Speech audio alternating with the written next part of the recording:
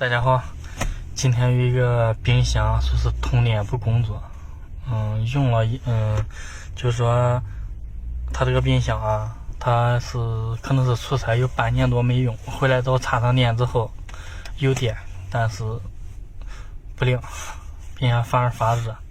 一会儿我们去看一下什么问题啊。现在就出发。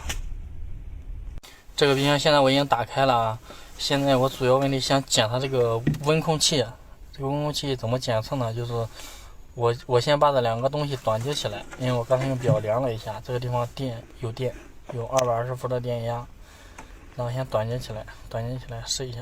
温控检测挺简单，端接起来之后，那个压缩机工作了，然后就找一个新的温控器，然后换上去。反正一边干活一边拍这个视频啊，挺费事的。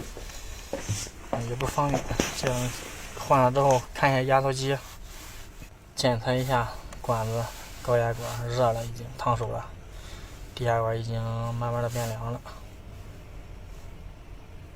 这个温控器这个故障判断应该挺简单的，这没有东西可以直接先端接起来试一下。来，压缩机挺好的。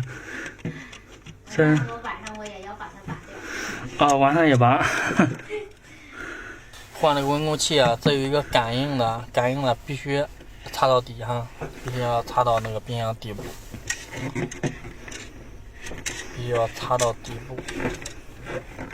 这样它测的温度才能准确一点。我看有的朋友拍这个维修视频拍的挺好的，他们都用什么东西啊？用支架还是用什么呀？你看我这腾出手拍视频，然后就腾不出来干活，所以我感觉拍的挺费事的。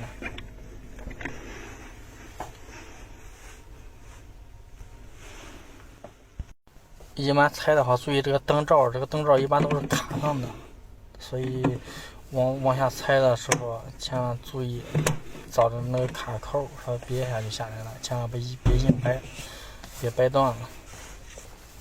这边上面装到位之后啊，下边这个冷藏已经喜欢视频的点击转发评论，然后有什么好的建议可以在下边提一下。